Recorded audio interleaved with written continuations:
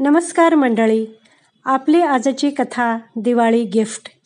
Season असल्यानं शेठने दुकान नेहमीपेक्षा लवकर उघडलं. रेडीमेड कपड्यांचं जुनं आणि प्रसिद्ध दुकान असल्याने गिऱ्हाईकाला कमी नव्हती. 60 पार केलेले शेठ स्वतः सगळीकडे लक्ष ठेवून असल्याने कामगार आपापलं काम करीत होते. बाळू, नवीन स्टॉक आलाय, गोडाऊनमध्ये उतरवून घे. शेठने सांगितल्यावर साथीदाराला घेऊन बाळू गोडाऊनवर गेला. माल ठेवताना बाळूचं लक्ष एका मोरपंखी रंगाच्या ड्रेसकडे गेलं. नक्षीकाम केलेला भरजरी ड्रेस बाळूला इतका आवडला की भान हरपून तो पाहत राहिला. बॉक्समधून ड्रेस काढून निरखून पाहताना तो ड्रेस घातलेली आपली लेक बाळूच्या नजरेसमोर होती. काय घ्यायचंय का? सोबतच्या साथीदारानं विचारलं. कसला भारी आहे, बघ ना. ठरलं, दिवाळीला पोरीला हाच घ्यायचा. शेठशी बोलतो. बरायस ना? का, काय झालं? किंमत बघितली आहेस का? असेल 2-3 हजार. पोरीच्या आनंदापुढं जास्त नाहीत.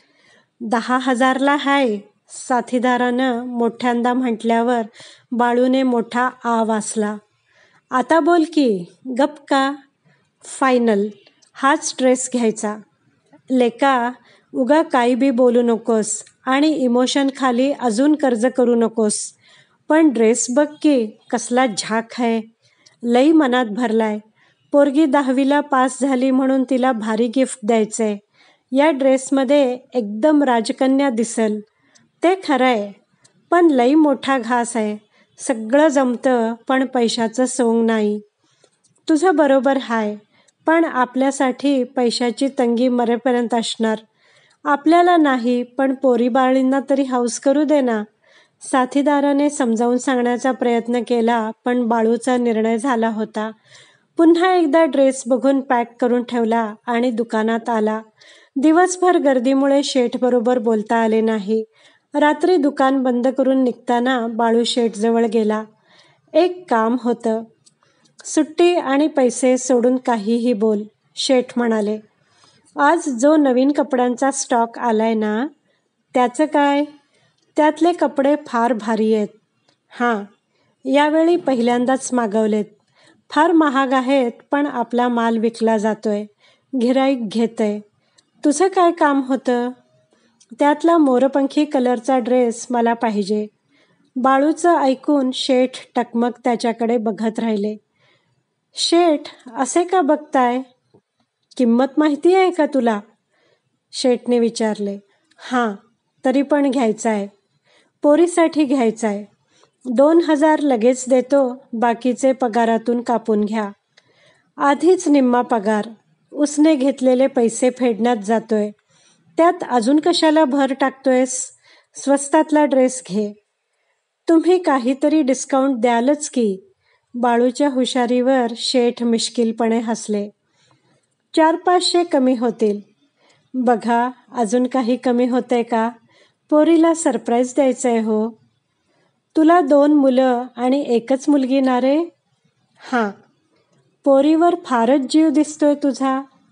बरोबर बोललात. लई गुणाची पोर आहे. घरची परिस्थिती बघून कधीच काही मागितलं नाही. कायम मन मारत आलीये. 10वीला 70% मिळवले. आमच्या खानदानात कुणालाच इतके मार्क्स मिळाले नाहीत, म्हणून तिला हे गिफ्ट द्यायचंय मला. बघ बाबा, जास्त जीव लावू नकोस, नंतर त्रास होतो. पोरी कधी सोडून जातील याचा काहीच नेम नाही. ते कुणाला चुकलंय? तसंही पोरगी परक्याचंच धन. सासरी गेली की कितीही नाही म्हणलं तरी अंतर पडतंच. बापाच्या प्रेमात वाटेकरी होतात. ही पण अजून काही दिवसांनी आपल्या घराला निघून जाईल. पण एक सांगू शेठ, पोरगी म्हणजे साक्षात लक्ष्मी. घरातल्या सगळ्यांपेक्षा फक्त पोरीचीच बापावर जास्त माया असते. फक्त पोरीलाच बापाचं मन कळतं. लक्ष्मीपूजनाला माझ्या पोरीचा वाढदिवस आहे. नाही म्हणू नका, बाळूने हात जोडले. उगीच पोरीचं कौतुक सांगू नकोस. याच पोरी प्रेमात पडल्या की आईबापाचा विचार करीत नाहीत. शेठच्या बोलण्यातला राग लक्षात आल्याने बाळू तो काही बोलला नाही. दुसऱ्या दिवशी बाळूनं 2000 शेठच्या हातात ठेवले. म्हणजे तू ड्रेस घेणारच.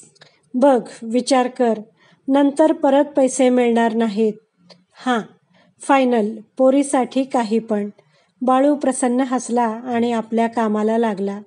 शेठ मात्र कमालीचे अस्वस्थ झाले. नजर पुन्हा पुन्हा बाळूकडे जात होती. त्याच्याकडे पाहताना मनात विचारांचं मोहळ उठलं. दुसऱ्या दिवशी रात्री दुकान बंद करते वेळी शेठने कामगारांना मिठाई आणि बोनस देताना बाळूला थांबायला सांगितलं. शेठ, काही काम होतं का? हां, थांब थोडा वेळ. शेठ बाळूबरोबर बोलत असतानाच एक तिशीतली मुलगी दुकानात आली. तुम्हीच बाळू का? हो. काय पाहिजे? काही नको. तुम्हाला थँक्यू म्हणायला आली आहे मी. मी काय केलंय? आपली तर वळख बी नाही. आणि तुम्हाला हे दिवाळीचं गिफ्ट.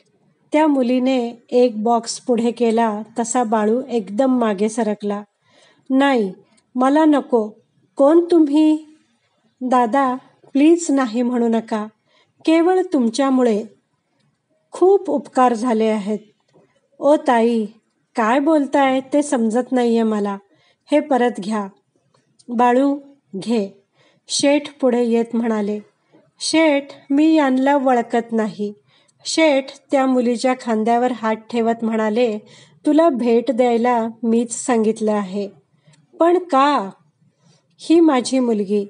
हिच्यावर रागावलं होतं. 5 वर्ष भेट नाही की बोलणं नाही. पण त्या दिवशी पोरीविषयी तू बोललास तेव्हा खूप आठवण झाली. तुझं लेकीवरचं प्रेम पाहून जीव कासावीस झाला. खरं तर ही माझी खूप लाडकी. पण मनाविरुद्ध लग्न केलेलं मला आवडलं नव्हतं. जावई पण भला माणूस आहे. दोघांचा सुखाचा संसार चालू आहे. पण मी मात्र संबंध तोडले. कधी बोललो नाही, पण लेकीसाठी जीव कासावीस व्हायचा. परंतु इगो आड येत होता. पप्पा, झालं ते झालं. आज बोलू दे. या बाळूचं लेकीवरचं प्रेम पाहून मला खूप अपराध्यासारखं वाटायला लागलं. स्वतःचाच खूप राग आला. भेटायची इच्छा झाली आणि लगेचच फोन केला. माझा आवाज ऐकून ढसाढसा रडायला लागली. मी पण स्वतःला रोखू शकलो नाही. सगळा राग, इगो फटाक्यांच्या धुरासारखा हवेत विरून गेला. शेठचे डोळे पाणावले. बाळूला आपण नक्की काय केलंय हेच समजत नव्हतं. चेहऱ्यावर अजूनही गोंधळलेले भाव होते. बाळू दादा, बापलेकीचं तुटलेलं नातं पुन्हा जुडलं गेलं तुमच्यामुळे. म्हणून तुम्हाला ही दिवाळी भेट. नाही म्हणू नका. बॉक्स पुढे केल्यावर बाळूने शेठकडे पाहिले. त्यांनी घेण्याची खूण केली. बाळूने बॉक्स घेऊन शेठना वाकून नमस्कार केला. नंतर गाडीतून दोघे निघून गेल्यावर बॉक्स उघडून पाहिला तर त्याला आवडलेला मोरपंखी ड्रेस आणि पाकिटात 2000 आणि एक चिठ्ठी होती. त्यात लिहिलं होतं, माझ्या लेकीकडून तुझ्या लेकीला दिवाळी गिफ्ट. मित्रमैत्रिणींनो, कशी वाटली तुम्हाला ही हृदयस्पर्शी कथा? कथा आवडली असल्यास व्हिडिओला लाईक करा, शेअर करा, कमेंट करा. माझ्या चॅनलला सबस्क्राईब करा. धन्यवाद.